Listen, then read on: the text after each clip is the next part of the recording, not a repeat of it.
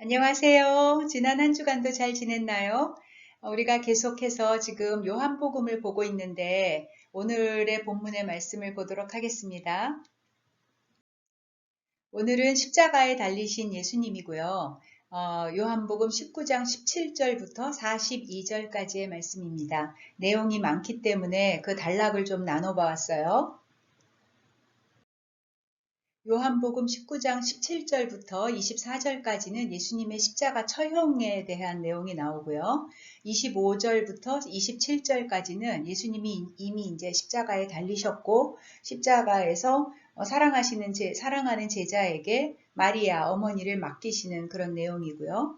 28절부터 30절까지는 운명하시고는 예수님에 대한 내용입니다. 그리고 31절부터 37절은 예수님의 죽음과 구약의 성취가 어떻게 이루어지고 연결이 되고 있는지 그거를 이제 나타내주고 있고요. 38절부터 42절은 이미 예수님께서 십자가의 처형을 다 마치시고 죽으셨어요. 그래서 이제 내려서 무덤에 안치하는 장면까지 이제 있는 것입니다. 무덤에 이제 안치하고 돌로 막았어요. 거기까지 내용이 오늘의 본문입니다. 그러면 첫 번째 예수님의 십자가 처형되는 그 장면부터 보도록 하겠습니다. 여러분들이 머릿속에 좀 이미지를 그리면서 같이 이 메시지를 좀 따라와도 좋을 것 같아요. 예수님이 십자가에 달리실 때에는 강도 둘과 같이 예수님의 십자가에 달리셨는데요.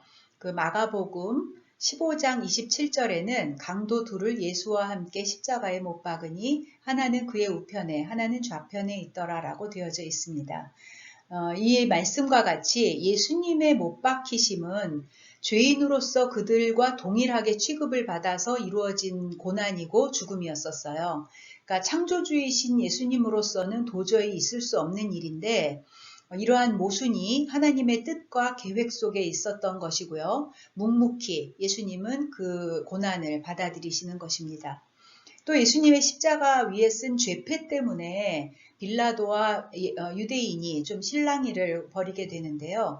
빌라도가 그 죄패에 나사렛 예수 유대인의 왕이라고 쓰게 했기 때문에 일이 벌어졌습니다. 그 당시에 로마는 대중들에게 범죄를 했을 때 당하는 처벌에 대한 어떤 경각심과 경고의 의미로 이러한 형벌을 초래한 범죄자를 알리기 위해서 그 죄패를 붙였어요. 근데 이 말을 아람어와 라틴어와 헬라어 세 가지 말로 해서 이제 죄패를 붙인 거예요. 아람어, 히브리 말, 라틴어, 그 로마의 그 공통 언어였었고요. 헬라어, 그 당시에 전 세계적인 어떤 그 공통 그 상용되는 언어였었습니다. 그래서 사복음서 중에서 마태복음은 아람어를, 마가복음은 라틴어를, 그리고 누가복음과 요한복음은 헬라어를 번역해가지고 올렸기 때문에 그 약간의 그 죄패에 그 써져 있는 내용이 약간씩 달라요. 하지만 그 다 말하고자 하는 의미는 유대인의 왕이라고 하는 것입니다.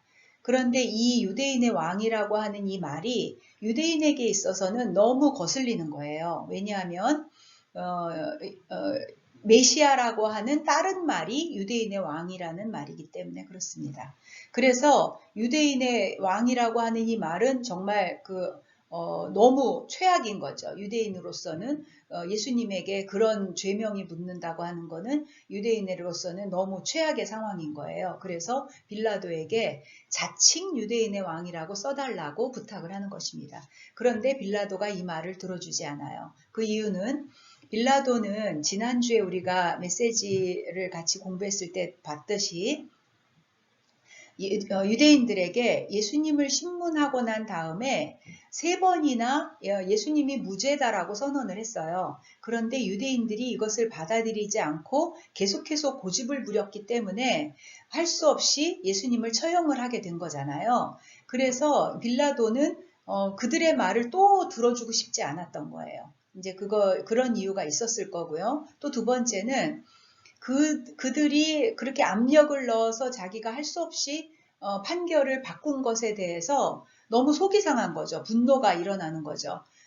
그 폭동이 일어날까봐 아니면은 또 이제 그들이 그 유대인의 지도자들이 로마에다가 이제 보고를 할까봐 그런 여러 가지 상황에 의해서 자기가 압력을 받아서 할 수 없이 예수님을 처형하게 됐는데 이제 그런 것에 대한 그런 분노가 있는 거죠. 그러니까 뭐 더 이상은 아무 말도 듣고 싶지 않았던 거고요. 또 세 번째는 이 빌라도가 굉장히 고집이 세고 완고한 사람이라고 나오거든요. 그래서 뭐 자기 성격상 뭐 이게 무슨 큰 문제가 아닌 다음에는 뭐 이제 남의 말을 들을 이유가 없었던 거죠.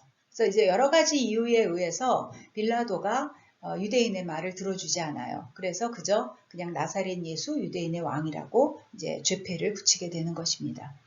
그러고 난 다음에 이제 예수님이 십자가에서 아직은 돌아가시지 않고 이제 너무너무 고난을 받으시고 힘들어하는 그 상황을 누가 가장 많이 가슴 아프게 지켜보았을까요? 바로 예수님의 어머니 마리아입니다. 예수님처럼 고통을 당하진 않으셨을진 몰라도 그럴 정도로 같이 고통을 당하고 계시는 거죠.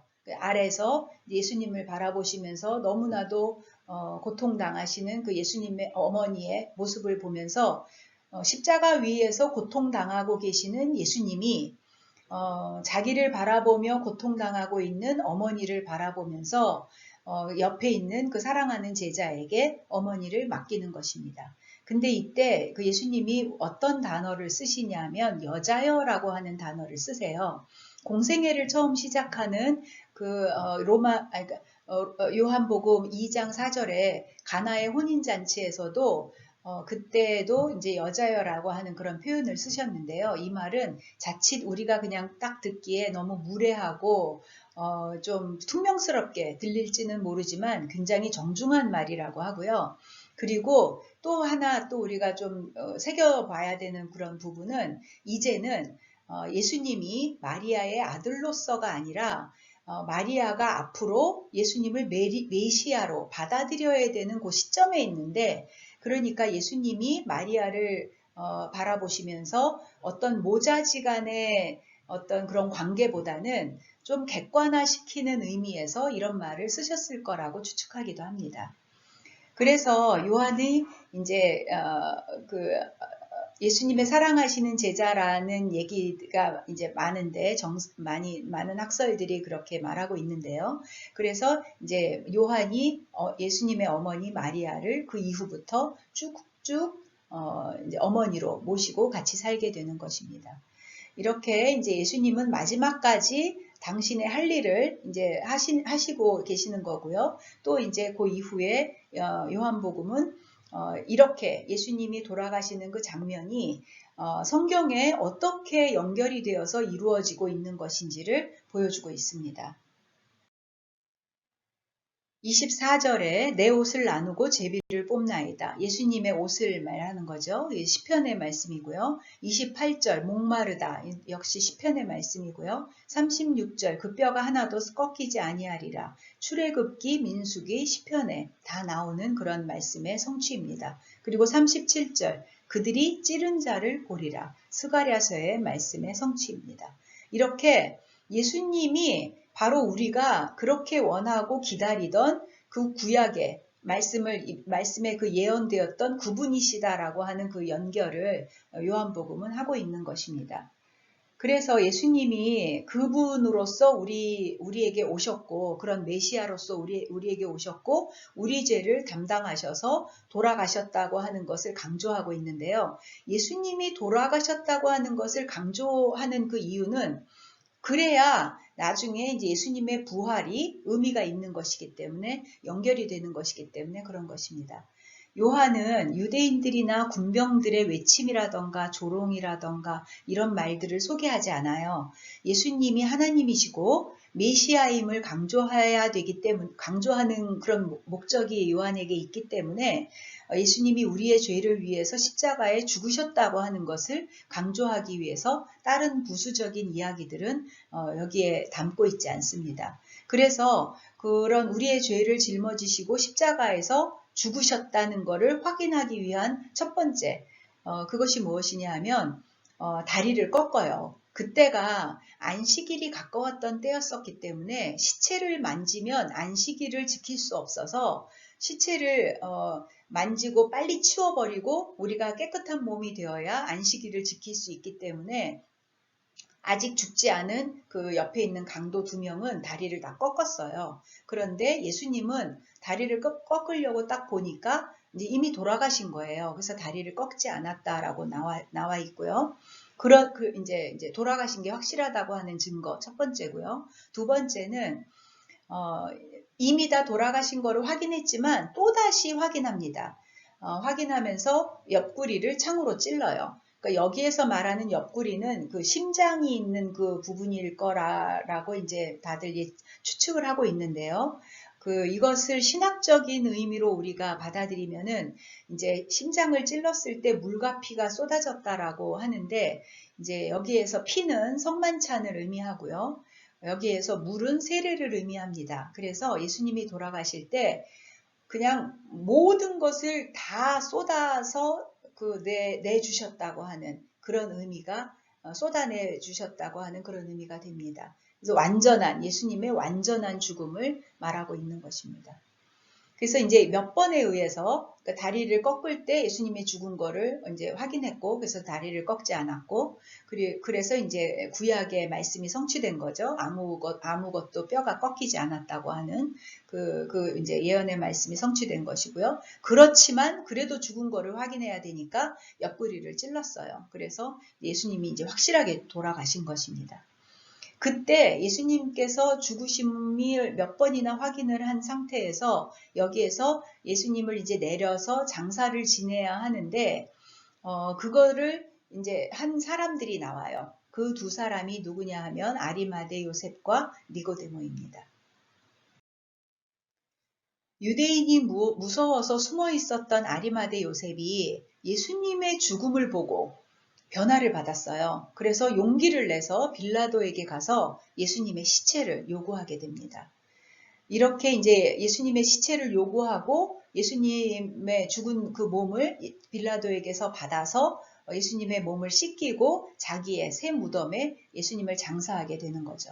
그때 당시에 그 로마에서는 원래 십자가에 달려서 죽은 사람들을 내려주지 않아요. 그냥 독수리가 와서 먹도록 그냥 내버려 두거나 아니면은 친척이 와서 달라고 얘기를 하면은 건네주거나 이렇게 하는데 그러니까 아리마대 요셉은 친척이 아닌데 빌라도가 어떤 의미에서인지 이제 아리마대 요셉에게 예수님을 넘겨주어요. 그래서 아리마대 요셉이 예수님의 시체를 받아서 장사를 하게 되는 그런 그 상황이 되는 것입니다. 그리고 이때 요한복음에만 나오는데요. 니고데모가 출연을 해요. 니고데모는 요한복음 그 앞에 부분에 3장에 예수님께 밤에 나왔던 사람이고요. 다시 그 이후에는 한 번도 거론이 되지 않다가 지금 다시 한 번 또 등장을 하는데요. 예수님의 몸에 그 시체가 썩는 냄새가 나지 않도록 향품을 가지고 오는데요. 모략과 침향을 가지고 오는데 그 양이 얼마나 많았냐 하면 보통 왕이 죽었을 때, 왕족이 죽었을 때 장례를 치를 때 쓰는 정도의 양으로 그렇게 많이 그 침향과 모략을 가지고 옵니다. 그래서 예수의 시체에 바르고 유대인의 장례법대로 그렇게 세마포에 싸서 아리마대 요셉의 그 세무덤에 장사하게 되는 것입니다. 그리고 이제 그 세무덤에 이제 집어넣어서 돌을 굴려서 완전히 봉하게 되는데요. 그 내용이 마태복음에 나옵니다. 바위 속에 판 자기 세무덤에 넣어두고 큰 돌을 굴려 무덤 문에 놓고 가니. 그러니까 이 돌이 옆에 이제 이게 이제 돌인데요. 이 돌을 굴려서 이쪽으로 이제 굴려서 여기를 이제 막는 거죠. 여기를 막고 이제 굴려서 완전히 봉인해 놓고 이제 가는 거죠. 그래서 예수님의 죽음이 이렇게 완벽하게 돌아가셨다고 하는 것으로 오늘 본문의 말씀이 끝나는 것입니다. 그래서 오늘 내가 여러분들과 같이 메시지로 나누고 싶은 말씀은요. 바로 아리마대 요셉과 니고데모의 이야기입니다. 제목은요. 예수님의 십자가는 두려움을 없앤다. 아리마대 요셉과 니고데모가 나오는 대목인 19장 38절부터 42절까지의 말씀입니다. 제가 읽도록 할게요.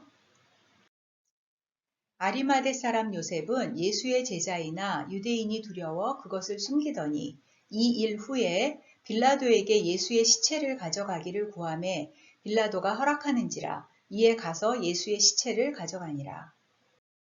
일찍이 예수께 밤에 찾아왔던 니고데모도 모략과 침향 섞은 것을 100리트라쯤 가지고 온지라.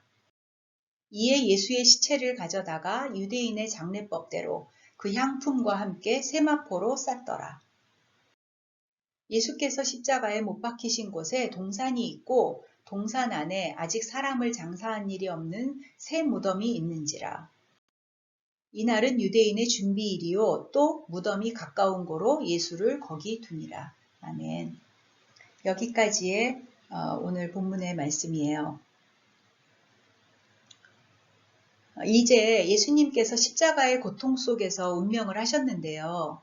이때 예수님 곁에 있었던 사람이 누구일까요?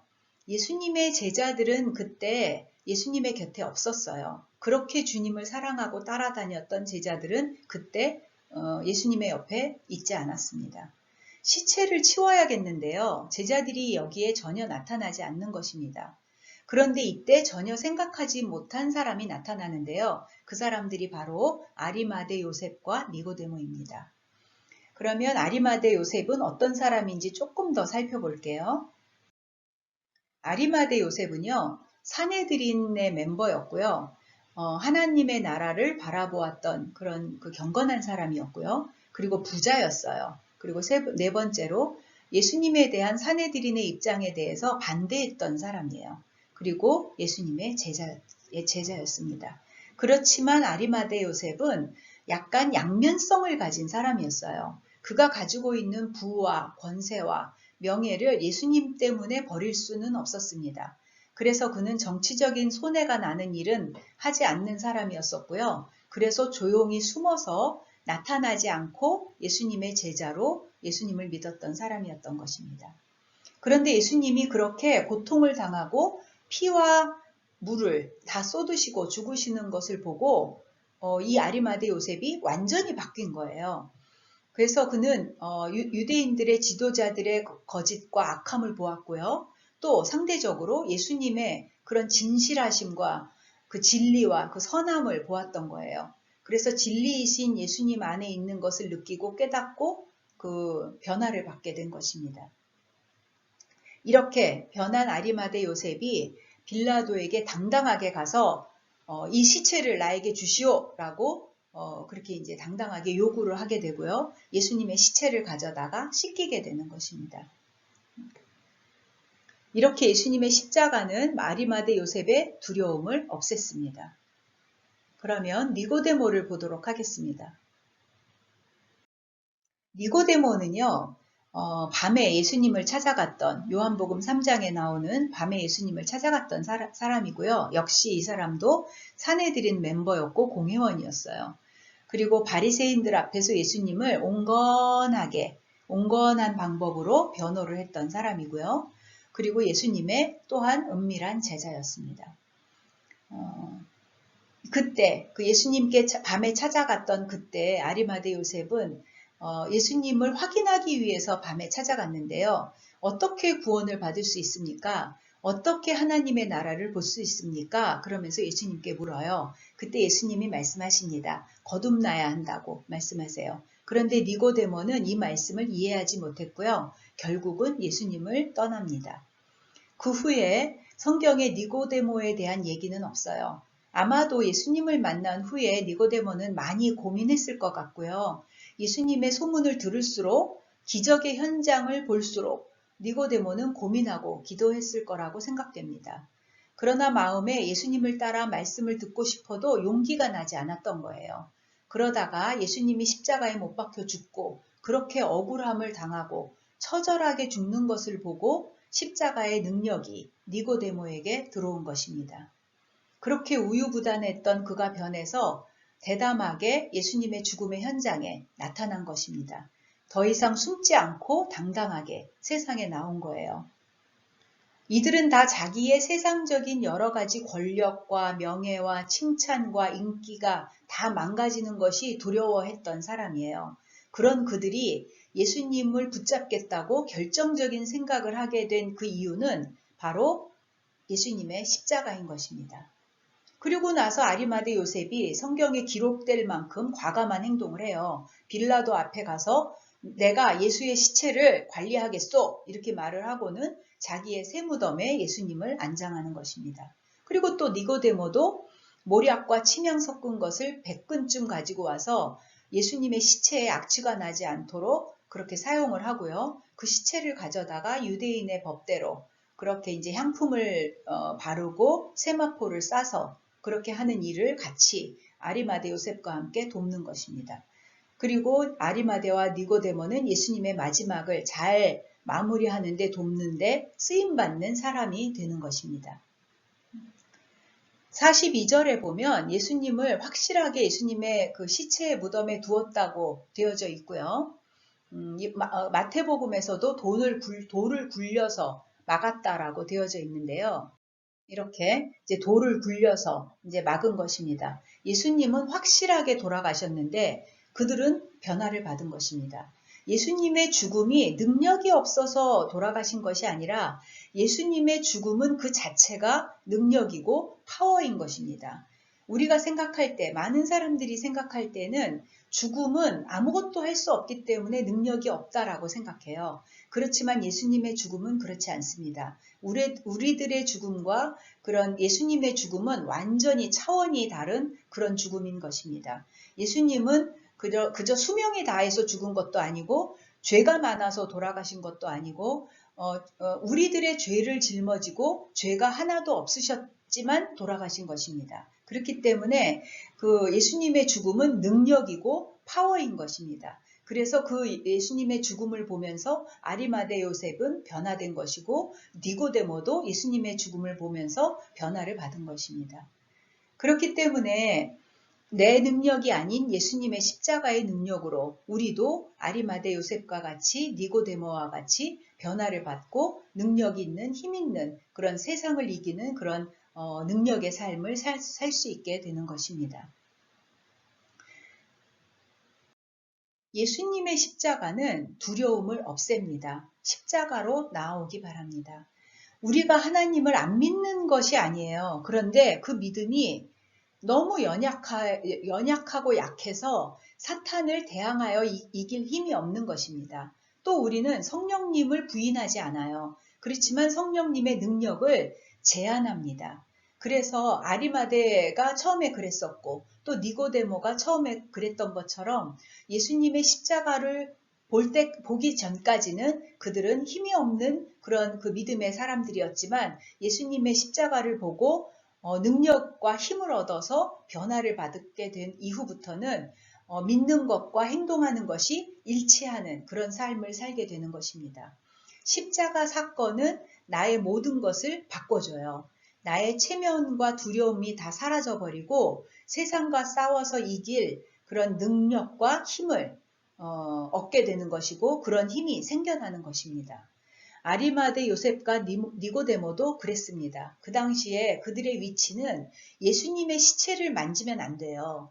만져서 예수파가 되면 그렇게 찍혀버리게 되면 정말 그 자기가 가지고 있는 그런 많은 것에서 손해를 보고 수치를 당할 수밖에 없는 그런 사회에 살고 있었습니다. 그렇지만 그들은 그것이 그렇게 중요하지 않았어요. 정말 영원한 진리를 알게 되고 그 안에서 자유함을 얻었기 때문에 무엇인지 정말 내가 어떻게 살아야 되는지를 알게 되었기 때문에 그들은 용기를 내어서 예수님의 시체를 달라고 말할 수 있는 그런 사람이 되었던 것입니다. 이렇게 그들을 통해서 로마의 지성사회가 차츰차츰 변화를 시작하게 됩니다. 따뜻하고 아름답고 너무나도 감동스러운 그런 그 위로가 되는 그런 장면입니다. 시간이 오래 걸렸지만 결국 십자가 사건을 보고 그들의 인생이 바뀐 것입니다. 십자가의 능력이 이 두 사람을 바꾼 것처럼 십자가의 사건이 나와 여러분을 사로잡게 되기를 축원합니다. 숨어있던 물밑에서 수면 위로 올라와서 예수님의 참된 제자가 되기를 바랍니다. 그래서 젊은 날에 정말 진리를 알아서 세상에 나갈 때 그 진리 안에서 힘있게 믿음으로 승리하는 여러분의 인생이 되기를 진심으로 축원합니다. 주님을 따르는 것을 두려워하거나 부끄러워하지 마세요. 그것은 사탄에게 속는 것입니다. 사탄이 주는 속임수예요. 그래서 주님 앞에 떳떳하게 인정받는 예수님의 제자들로 살아가기를 바랍니다. 예수님의 확실하고 투명한 제자가 되어서 예수님 하나님의 축복이 여러분들과 함께하는 그러한 삶을 살아가기를 축원합니다. 이제 그 뒤에 그 질문들이 나오는데요. 여러분들이 한번 보면서 조금 더 이 메시지를, 이 말씀을 묵상해 보기를 원합니다. 기도하겠습니다. 하나님 아버지 감사합니다. 오늘 성경을 통하여 아리마대 요셉과 니고데모를 보았습니다. 그들이 십자가를 만났을 때 변화를 받았습니다. 우리도 그들처럼 변화되어 세상을 이기는 주님의 제자의 삶을 살기 원합니다. 우리는 무익한 종입니다. 내가 하면 잘 될 것 같지만 꼬이고 결과가 나쁩니다. 그러나 하나님께서 하시면 잘 안 될 것 같은 일도 쉽고 결과가 좋고 축복이 있습니다. 우리가 이런 영적 법칙을 깨닫고 내가 하려고 하지 말고 하나님 안에서 그 능력으로 살기를 기도합니다. 오늘 이번 한 주간도 주님의 은혜 가운데에서 승리하는 삶이 되기를 바라와서 예수님의 이름으로 기도합니다. 아멘. 또 한 주간도 승리하는 삶을 살고 다음 주에 만나요.